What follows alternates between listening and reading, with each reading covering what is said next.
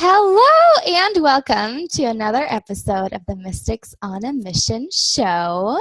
I am your host, Hannah Beer, and I'm very excited because today we are here with the incredibly funny and charming Hillary Weiss. I'm really so excited. I've been following her on Facebook for a while now, and she's doing incredible work with one of the biggest in the wellness scene, and it's really cool to have her here today and to be able to ask her some intimate questions. So, Hillary Weiss is the chief copywriter, ghostwriter, and mischief maker over at HillaryWeiss.com. And since 2011, she's helped over 150 brands find their voice and get seen and heard with content that truly speaks their language, fits their phenomenal work. Because words that lift hearts, ignite minds, and get results can do more than just change your business. They can change the world too. And yeah, I'm just so excited. Let's get started right away. Hi, Hillary. Thank you so much for having me. I'm so excited to be here, Anna. Awesome. So I would love to get started by hearing a little bit about your journey. So how did you even get to this place? Well, once upon a time, I got involved in the copywriting sphere when I was quite young. I think I discovered copywriting when I was in my senior year of college, I want to say. So actually how it all began was I was working in PR and marketing, and I'd done a ton of internships. And my friend, who would eventually become my business partner of my first business, Youngblood Nursery, my friend Cassie, sent me a link to copywriter Alexander Franzen's website with the line, "You could totally do this." And at the time, I had no idea what copywriting was. So I started to, stalk her on the internet, and just followed everything that she did. This Alex Franzen woman, she's amazing. I still follow her. And then eventually I got in touch with her on Twitter to see if she needed I think I used the word, a minion to do her bidding, and learn the craft that way. And fortunately she said yes. And so I started transcribing her strategy sessions and kind of learned the craft that way. But at the time, I still got a job after graduation. This was in my final year of undergrad, my senior year. So then I graduated and I started working for a PR firm, which I really didn't enjoy, but I was still doing copywriting on the side. And then because it was the height of the recession in the US in 2011, the first thing to go in a recession is PR, especially for travel and luxury lifestyle, which is what I was working in at the time. So I lost my job due to downsizing, and I was like, okay, well, I got to go full throttle with my business, or I have to move back home, which was a pretty good incentive in the grand scheme of things. So I ended up, I was 22, so I took my business full time, and a lot of baptism by fire. I started working with a couple of clients for free, who then sent me more clients, and I was lucky enough to build up my business through word of mouth, and I switched business models a couple times, and then eventually here I am now, and 5 years later, and I'm working mostly exclusively retainer style with really awesome clients in the self-help, lifestyle, creative, and tech spheres, which I love, and I feel really lucky to be here. That's awesome. So I especially love that you are being honest about what it takes to build a business, and that you're not saying, well, I just fell here, but that you're also talking about, like the hiccups, and that sometimes life throws you in the business ring and you're trying to make it. So what are the challenges that you had to overcome? Well, the first challenge, I think the biggest issue I had was my age. I was very young. I was 22. And when I started, and so I kind of kept that a secret from everybody that I worked with. They knew. I didn't deny it. I didn't make up an age if they asked me, but I found ways to avoid the question. And I was also at the time, because I'd never worked at an agency as a copywriter, I had pretty much just discovered the craft itself. I was nervous that I was going to drop the ball or screw someone over accidentally, because I had no experience doing XYZ. But the way I kind of combated that was by total honesty, which was very useful. Just in the sense that, hi, I haven't done anything like this before, but I will research the hell out of it and give it my best shot, give you a discount, and you can let me know what you think. And I kind of built up my skill set that way. And I'm very fortunate in my field, in the sense that I am kind of, I don't know if I would call it jack of all trades. It's some way between jack and master at this stage, I feel like. At least I hope so. But it's really diversified my skill set. So that sort of challenge turned into a bit of a blessing. And I think another challenge was, of course, I think what every creative struggles with, which was getting paid what I'm worth. That was a big uphill battle, and now I find myself lecturing other people about it, especially, my photographer friends and ultra creative videographers who are so skilled but are not, don't feel comfortable asking for money for something that they enjoy so much and comes so easily to them. And I feel like that's a really common battle. And it took me like 4 years to kind of climb out of the rut of really severely underselling myself and struggling and taking on so many clients to make ends meet, when in reality, I just raised my rates, I would have had to work with 2 clients as opposed to 5.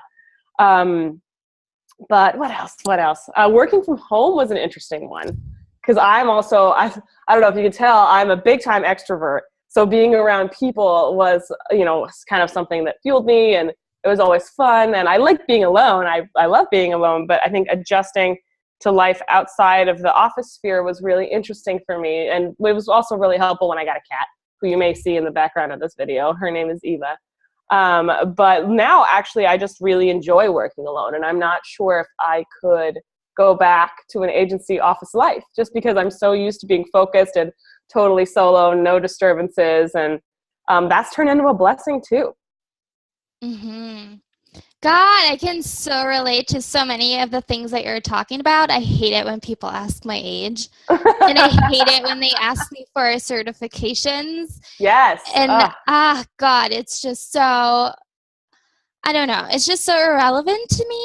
And I can so relate to what you're talking about. It really takes a long time until you're pissed enough. At least that's what it was like for me. Like, I kept, working with clients, and they were getting these incredible results, but I wasn't making the amount of money I wanted to. And I kept feeling like I had to justify my age, and I kept feeling like I had to justify what I'm doing and how people perceive me. And so at one point I really just got so pissed, and I thought, it's not about me, it's about the work that I create, people. Yes. And Amen. that was when, and then you get the confidence, you get the presence, you get the no bullshit attitude that you need in order to really, really make it in business. And go ahead. Sorry. Oh, I'm sorry. I'm just on a rant here. No, you're absolutely right. I think I find myself talking about this so much, because especially for the industry we work in, everyone's like, love and compassion and empathy. I'm like, yes, all of those things, but also I'm really annoyed by this. And I think that's important. And it is. I talk to my clients a lot about this in terms of finding your voice too. Like, figuring out what you like and hate in your hate in your industry. Hate is just as important as finding what you love and relate to, because it's how you disrupt the patterns. It's how you kind of carve your own path. It's how you can stand up, get the strength to stand up and say, like, no, just because I don't have traditional qualifications doesn't mean I'm any less amazing at my job as somebody who has, like, a whole string of I guess, like, links to certifications in their about page. It's so different. And the online sphere, so much of it is learning by doing. The certifications they matter. Of course they matter. I'm not here to devalue anyone's certifications by any stretch of the imagination. But in the sense that that's a requirement, it isn't anymore, and it can't be. The web moves too fast. Talent moves too fast. People's creative ideas are allowed to be different, and they have to be. And if you want to carve out that kind of path, you don't necessarily need a certification to offer an original perspective. I love this. Yeah, it's a really good stepping stone to have a certification, but then you still need to look at the industry and see what is missing. Like, what do people keep asking for? And that's really like the place from where I create any of my work. I look at what everybody else is doing, and I think, well, how can I do it better? Or how can I do it my way? Or what's not working here? And it becomes kind of like a game, because then you're seeing the things that can be improved, and we're all pushing each other. And that can be fun. And we can still be all lovey-dovey towards each other. I agree completely, but I think challenging each other and challenging the industry is part of keeping yourself fresh and original, and also presenting valuable ideas, because we can just go around in circles pirating the same concepts over and over, but it's not going to matter. When you come up with fresh ideas, when you have those epiphany moments that you need to share, those solutions to your challenges, or challenges you've discovered that you want to talk about, it's all important and precious and valuable. Yeah. Oh, I love this. So what else have you learned on the way here? Oh God, what else have I learned? Let me think. I think what you said about getting pissed off, I have a very no bullshit attitude now. especially towards my clients. And I think I only work with people that I feel like I really connect with. And it's wonderful because I'm at the stage in my business where I can kind of pick and choose. But I have sort of set a rule for myself that, stop chasing the money was a big one. I think everyone I think coaches call it the lack mentality, the scarcity mentality, that, if you don't take this client, maybe another one won't be waiting around the corner. And once you've built up a network big enough, you kind of have to train yourself to let go of that desperation and that panic. So say I lose a contract for whatever reason, a retainer client, and I'm looking for another one. It still can't be just anybody, but it's been such a journey to train myself not to be like, okay, you were in my inbox today. I don't really relate to what you're doing. Okay, work in real estate or something, which isn't really my bag, but you have money, so I need it, so I'm going to take it. And I think that's such an essential part of learning how to choose your clientele and only working with people you connect with is that your work is so much better. Because you're connected to it, you understand it, you can translate ideas better because your energy is more invested there than it would be in, say, a client that you picked up out of, desperation. And what other lessons? This is, again, being no bullshit. I also have been a little more hardcore with the fire button recently in terms of my clientele. It happens very rarely, again, because I'm so picky and choosy about things now. And I understand what I connect with. And what is a red flag for me may not be a red flag for another writer. And I'm so happy to direct these people to writers who may be a better fit, because I think that's the important part of the industry. You have to be able to connect people with creative support that's going to work for them. You can't just hog all of the clients, and you can't just turn people away and say, I don't want you, because in reality, what works for you may not work for another person, and what doesn't work for you may just be really great for them. But I think my record for letting go of a client who wasn't a fit was about 3 weeks, which is still a pretty long time in the grand scheme. I have a friend who fired someone in 3 days once, which is just power for me. But also, I think learning to say no is a big part of entrepreneurship. And a lot of people talk about this, but in the sense that, saying no frees up your energy for more stuff that you want. And that's the key for me. That's always, if I don't have to be a fit for everything, I don't have to be for everybody. And the more space I make for people who really connect with what I'm doing, who I connect with, is always going to serve me. That sounds incredibly liberating. It is. It's still a journey. I think as a woman, especially, because we're kind of taught we have a harder time, as a sex, we have a harder time saying no. We have a harder time putting our foot down. We have a harder time turning people down with grace because we're so nervous about it. Sometimes we overcompensate, and there's a but.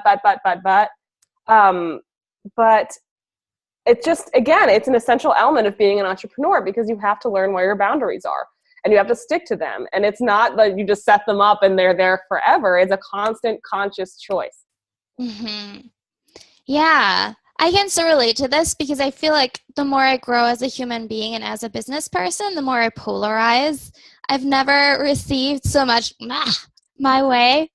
It's really funny because I feel like I'm the same person, but my voice is louder. And it's really cool to see that the right people always don't like me. Like the people who don't get my industry, the people who don't get my work, the people who are not my ideal client, the people I'm not even really interested in working with, they're the ones who yell the loudest. They're the ones who are, the social media trolls. They're the ones who try and give me advice that totally goes in like a totally different direction than what I'm even doing. And that's really awesome because it's like it directs me towards, my authentic business self, and that's really liberating and cool when you're Absolutely. not like in this space of, is this for me, is this a yes, is this a no? But at one point it's just, well, my gut tells me. Yeah, absolutely. That's another huge thing. I think learning to trust your gut and trust your instincts is so important for any industry, but especially as an entrepreneur, knowing, I'm sure when you have a client sort of request come in that's not for you, instantly in the first few lines, right? And then the brain kicks in and it's like, but we need the money. Yes, exactly. And then if you accept that client 2 days later, a dream client pops into your inbox and you can't take them. So then you mourn.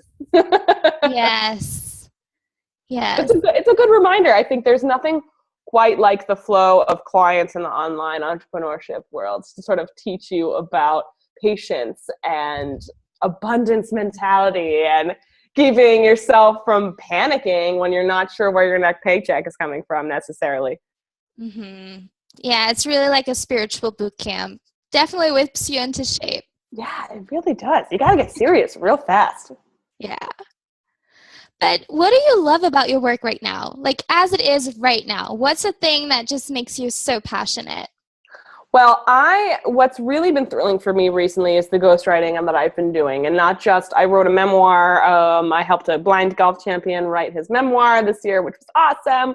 We're still in the editing mode, and then we're going to shop that around, and I'm just so proud of him and so excited. And I think what's been really great for me is, in terms of the ghostwriting aspect, is that I've also been helping a lot of top influential bloggers get their stuff out there and sort of keep their content machines going. And it sounds like that shouldn't be something that I enjoy so much, but what's really fun is, because I've been with most of my clients for so long, a lot of them I've been with 2 to 4 years now. I'm in year 5 of my business, and some of them have been with me since essentially day 1.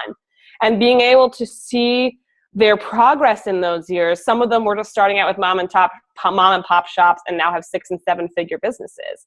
And being a part of that content machine, whether it's ghostwriting their blogs or getting their email sequences ready or working with them on content strategy, it's such a wonder to watch how the engine works. And not just because it's, convincing people to buy stuff, but because everything that they do is so rooted in integrity and authenticity. And that's what has spurred their success.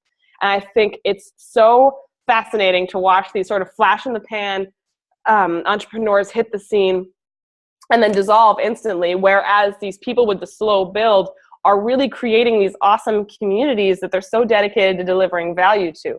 They are wonderful examples, and it's just an honor for me to watch that. So I spend a lot of my days just typing stuff like, I remember back when your list was like 300 people, and now it's like 30,000. This is crazy.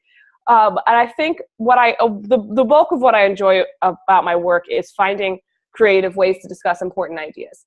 And because my clients sort of cover such a range, I'm able to find creative ways to share a lot of ideas. And I also get to learn about a lot of things along the way, which is the real treat, because I'm just an info nerd. I read articles obsessively. I'm all over Reddit in terms of like futurism and all of that stuff. I like to keep on top of not just the online business world, but what's going on with disruption in marketing and advertising, also what's going on in tech and how the world is changing. I think we are at a really unique time, especially as business owners, because we are, I guess, not the first wave necessarily, because you had the first wave of bloggers who were able to make a ton of money in the early 2000s. But we're part of like the mid wave, I think, where online business is finally being taken so seriously. And not just in the startup world, but solopreneurs as well, and people who are able to put their voices out there to an audience in a way they wouldn't have been able to 10, 20 years ago, maybe 30 years ago, because they didn't have this platform like social media. People didn't take blogs as seriously. People heard you had an online business and it was like online dating at the time. Like, oh, I don't know about that. But we are really in a unique time and a unique position where people are able to create these solo ventures and put out these creative ideas that gain attention in ways that would have been impossible before. So I think it's miraculous, and I'm honored to be a part of it. So that's another thing I love. I feel like I'm on the inside of a revolution a lot of the time. Mm-hmm.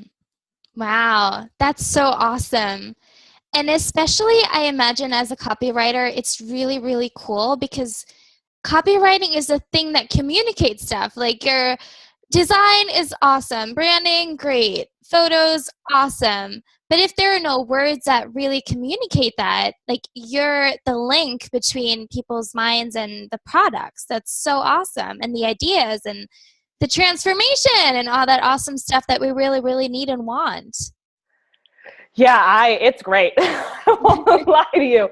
I'm a crappy designer. I'm a horrible, I can't do math. I have a lot of things that I can't do. But writing was the one of the things that I grew up being good at, and to kind of have this avenue to put a natural talent I always had to work in this way that's been both profitable and it has helped people, have changed businesses that are in turn changing the world. Like that's amazing. I feel so blessed every day because I get a chance to sit down at my desk and work for myself doing something I enjoy.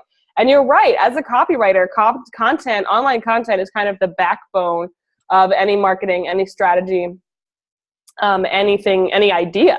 And what I'm really interested in helping the world do now, aside from helping my clients, is as you know, I'm working on my course, the Do It Together workshops, shameless plug. And what that's about is kind of teaching creative confidence, because I have spent so long just putting stuff out there, just throwing stuff at the wall and seeing what sticks, and trying to find my own way and sort of getting past that.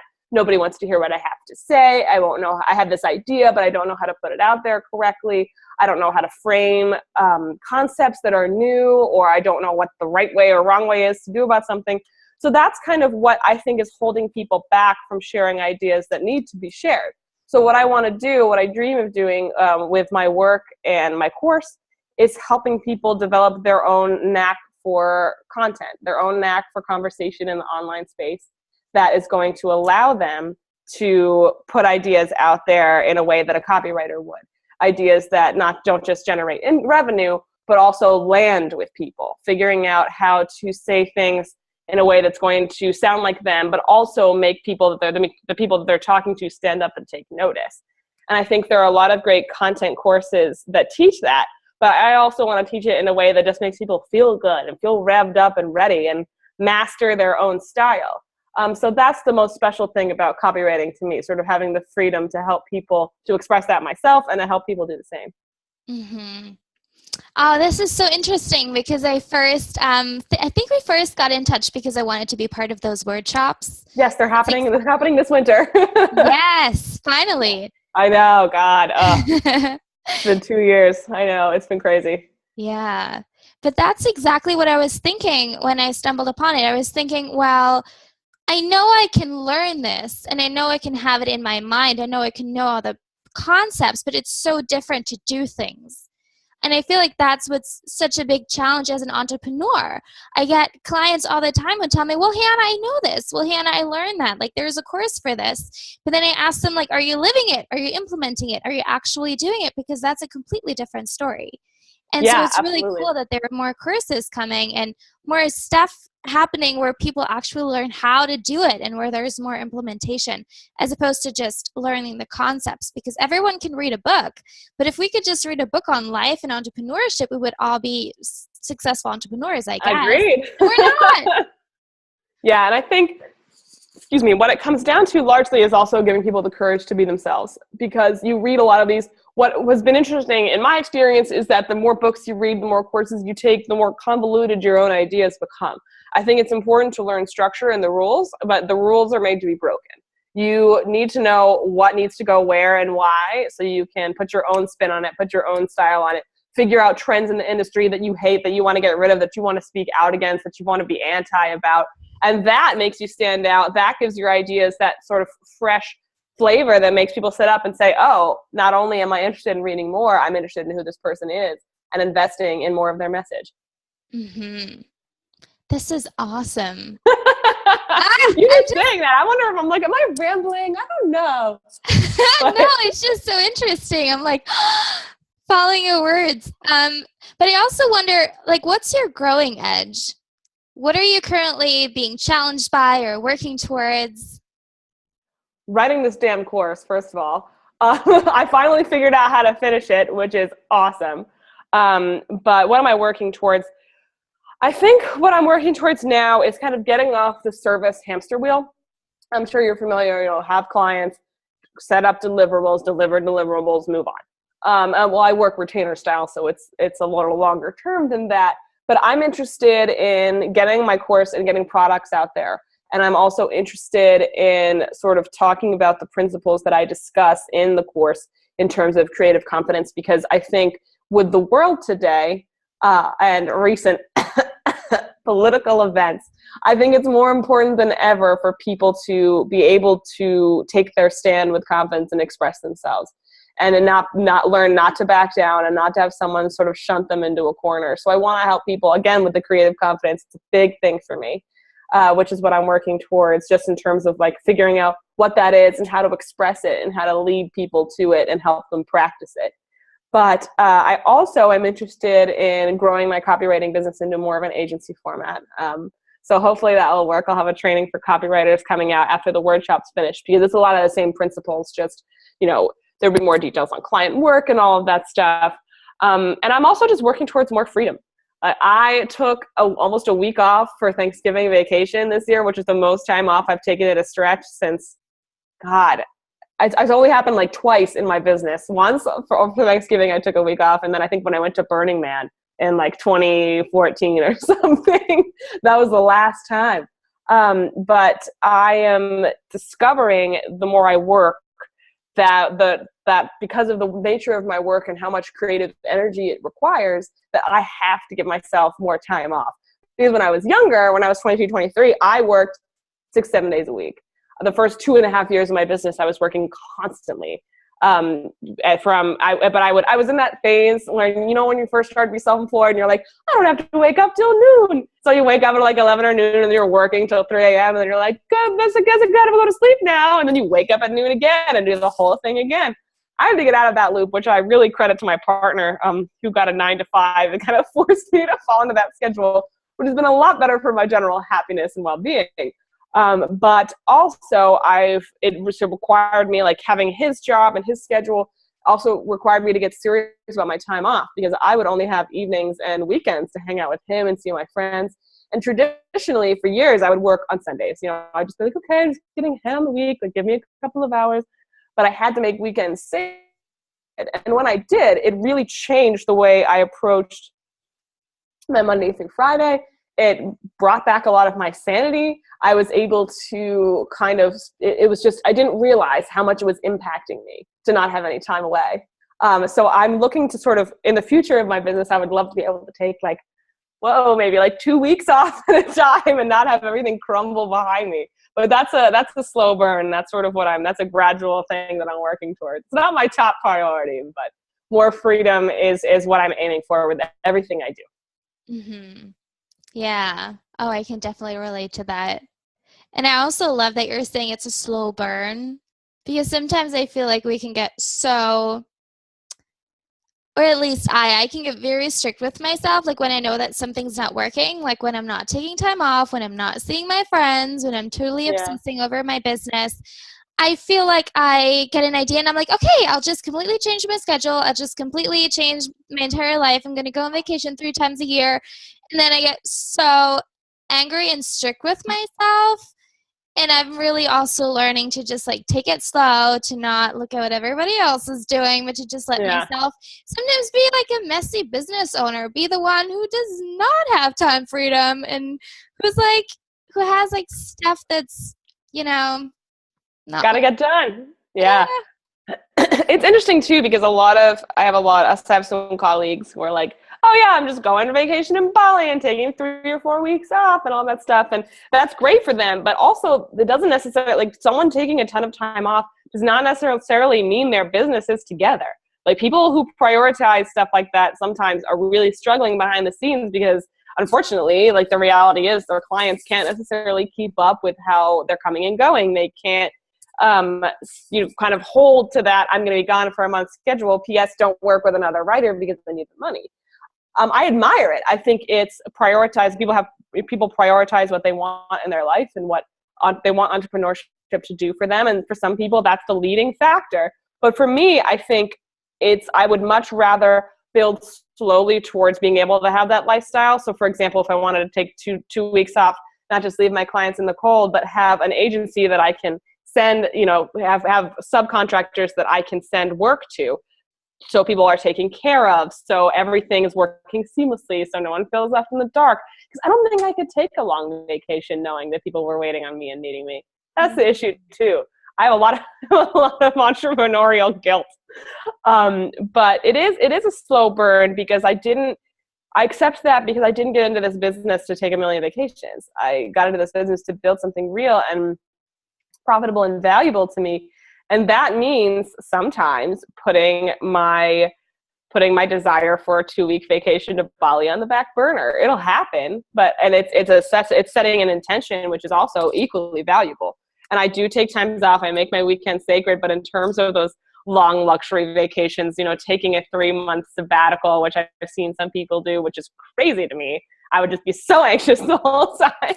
But they're also, again, people with businesses who have products that they're selling and teams who are taking care of things at the back end. So knowing when the right and wrong time is to kind of pursue that, I think is a key part of entrepreneurship.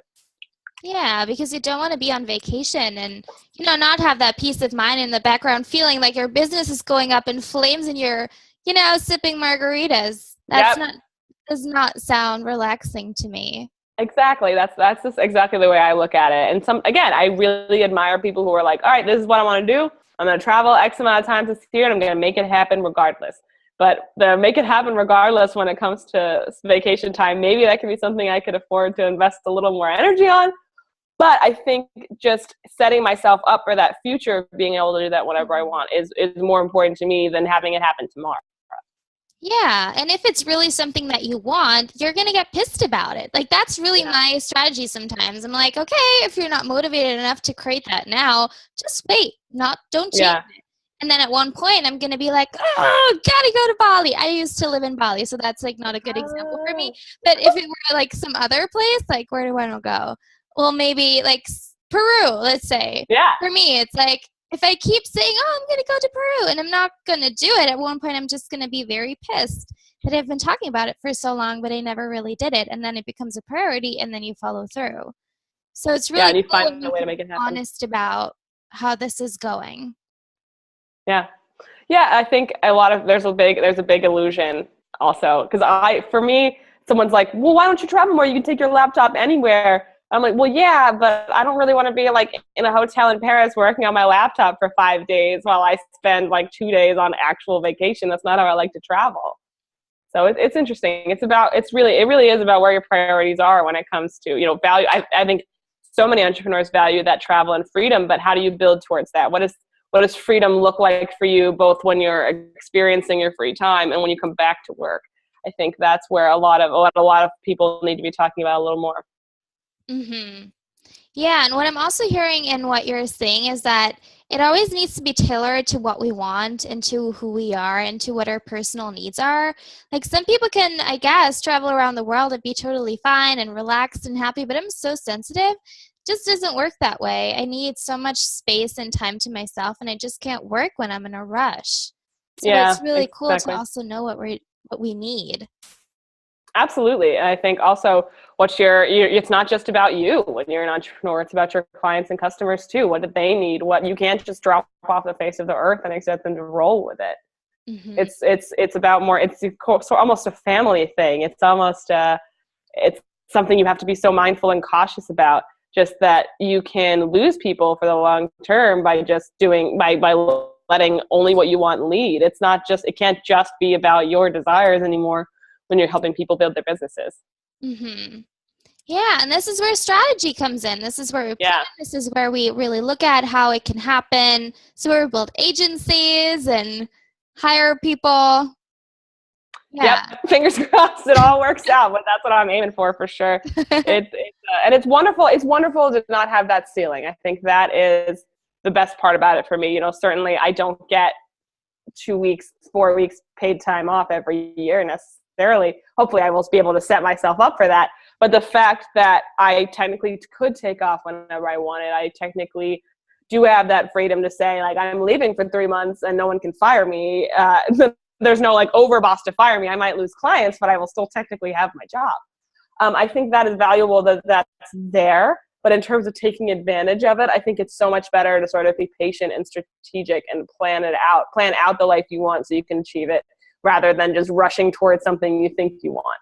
Mm-hmm. Yeah, we're also in it for the long haul, and I feel like it's more about building a lifestyle, because I guess if you're taking a sabbatical once, you might want to do it again sometime. Absolutely. It's really cool to have the structures to be able to do that, as opposed to letting your business, go up in flames a little bit so you can do it. Exactly. Just a little bit of flames. Just maybe like the roof and the chimney, and then you put it out. Then you're fine. But yeah, and that's too stressful for me. I need order. I need direction all the time. So. I hear you on that. Oh God. So I'm also a little bit curious. You mentioned that Alexandra Franzen was someone who really helped you in the beginning. Was there anybody else, or is there somebody you can tell us about who really shaped you and helped you become who you are today? Yes, absolutely. Alex Franzen was a big one. Danielle Laporte, I was following a lot at the time. She's got a great style. And she's big on the desire map and stuff now. But I think actually one of my chief influencers who I still work with is actually a woman by the name of Jennifer Kem. And she runs a really cool branding and marketing agency, essentially. It's really high level. But she also does a number of courses. She has Master Brand. She has Momentum Pro, which was the Momentum Pro Mastermind, which is a 90-day kind of sprint experience that goes on all year. And she also has a number of challenges. Right now, she's running a challenge called Momentum 17, which is free, and it's 8 weeks, which is crazy. She just is so focused on delivering value, real value, and actionable steps to teach people what it takes to succeed in online business. And I think what was so interesting about her was she found me like huddled in some dark corner of the internet, in my like dirty sweatpants at like 3 a.m, like sweating, being $25 an hour kind of thing. And she found me and she liked my style. She saw something in me. And this is when I was first starting out. I was 22. So she found me and she sort of took me under her wing. She was like, I need you, because you have the style that I like, and I know that you're capable of a lot and that you can produce a lot. So I was like, well, you're not wrong, because I also, in my business for a while, worked exclusively with clients over 1, 3, and 5 days.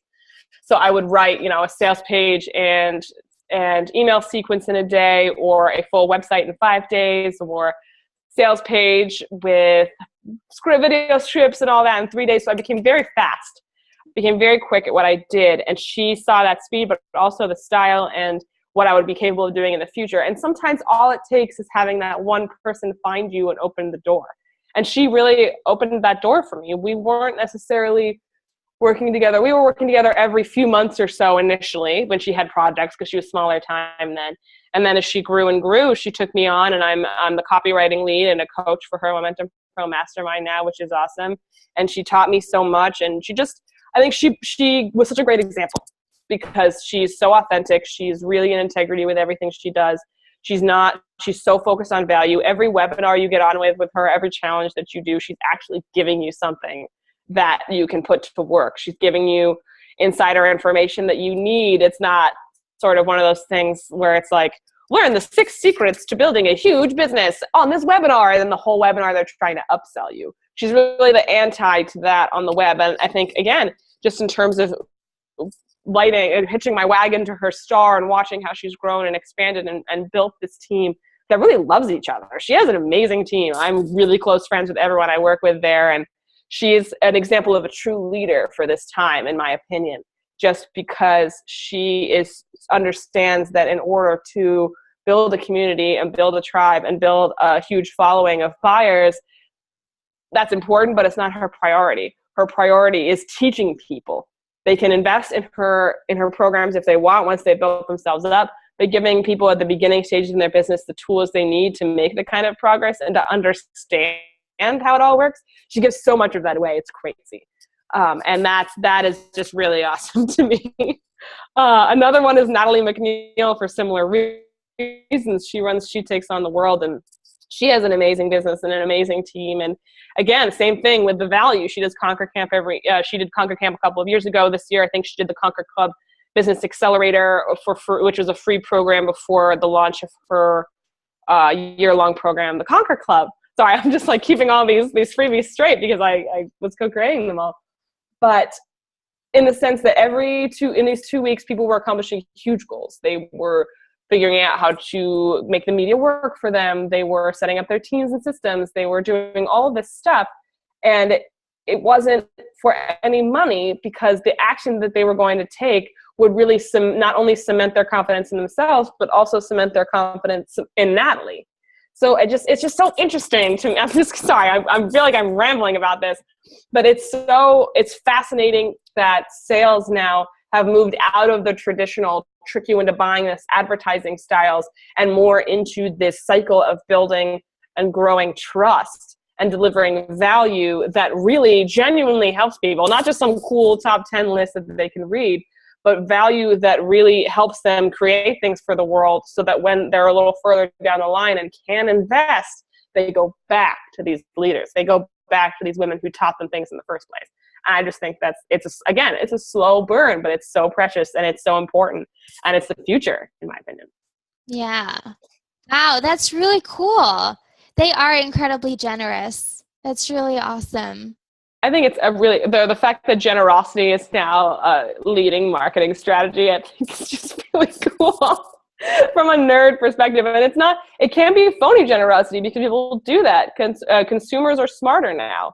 They can see it's the reason Facebook ads are such a pain in the ass these days, because you can't use things like $1 million business or 6 figures overnight or that kind of thing, because it's fake and it doesn't work. What's more important is the story you're telling and the story that you're helping the people who interact with your stuff create for themselves, and how you're helping them progress. And yeah, generosity is the crux of it. And it's just the most powerful marketing strategy there is.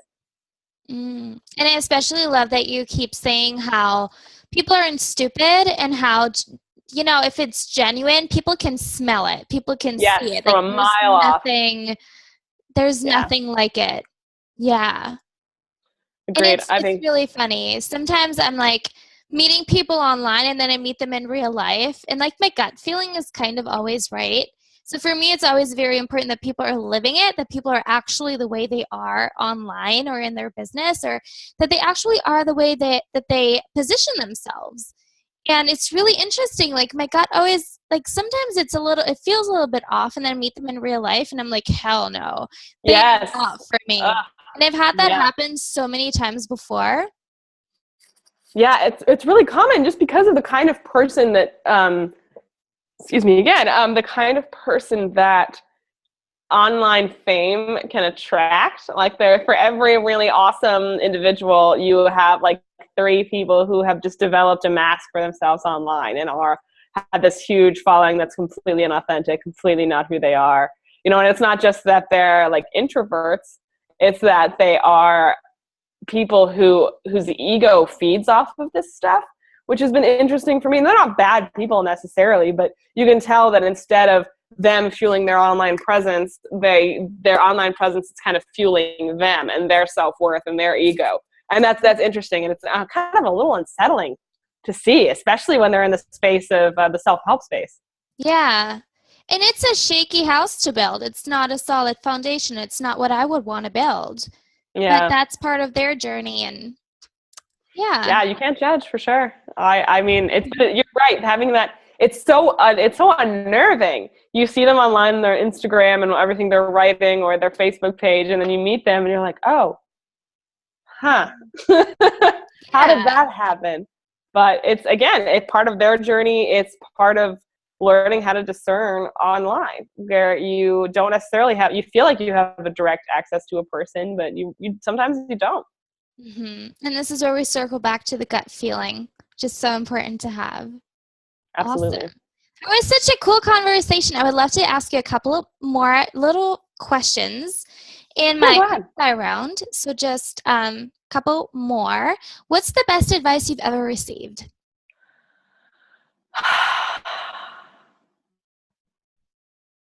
Oh man, that's a good one. My dad has a saying, and I think it's stuck with me my whole life. And it goes, if you make mistakes, you're learning. If you're repeating your mistakes, then you're just doing a bad job.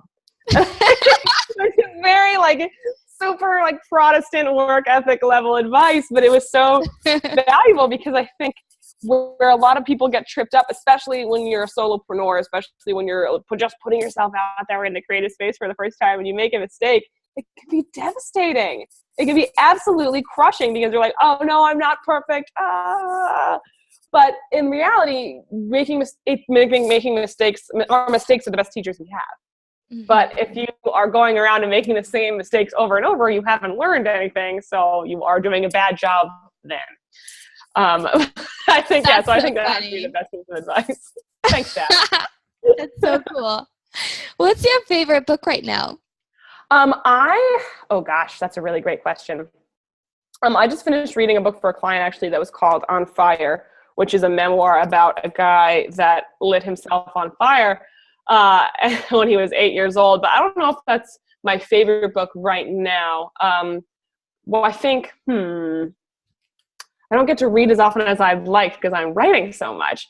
But one of the biggest books that had an impact on me in the past few years overall, just because I've been put on the spot right now and I'm trying to think of books I've read recently. And there are, of course, books I've read recently, but the books that had the biggest impact on me, I think, were The War of Art by, I forget who that's by. Stephen Pressfield, yes, there we go. And I think The Unbearable Lightness of Being by Milan Kundera had a huge impact on me as well, especially working in the self-help space, which is interesting. And I would say the third one, one of the most interesting books I've read in recent years is actually, in terms of just writing style, has been Cloud Atlas, which is it was a movie. It's by David Mitchell, I believe. It was a movie, but it's from a writing and creative standpoint, it's fascinating how every chapter has an individual voice and every character is so distinct, and yet their journeys are intertwined over millennia. It's really interesting. I've got to like go through all of my recent books and get back to you on that, because these are things I've read in like the past few years, not like yesterday. So I feel really guilty. But no worries at all. But yeah, I really enjoy Patti Smith's Just Kids was also a great one. It's her memoir, and it's awesome just in terms of what it takes to dedicate yourself to your art. Awesome. I have a long list of books I want to read. I remember Cloud Atlas being so confusing to me, but I want to get back to that. Did you see the movie? I saw the movie. I don't know. The movie was okay. Oh, so mad. Yeah. I'll read the book instead. Perfect. Yeah, read the book. Read the book. The first couple of chapters are tough because they're written in like classic English, basically. Like I don't know what the word is for it, but in 19th century, 18th century English. So it can be a little dense, the prose, but once you get moving, it's really interesting. And unfortunately, the movie Disney-fied it, which was really frustrating because it wasn't necessarily that people are repeating the same experiences over and over. It's just about, in my opinion, the shock waves that our actions can kind of send through the future and how they can be interpreted through across time and space. So read the book. Okay, awesome. That's very helpful. I'll get the book instead and I'll burn the movie. Awesome. Yes, burn it. What's a dream you want to realize? Ooh, a dream I want to realize. I think it's what I talked about earlier, is being able to sort of take more time away from my business when I want to, and have a system in place that allows me to go and do not just take vacations, but also work on books if I want to write them.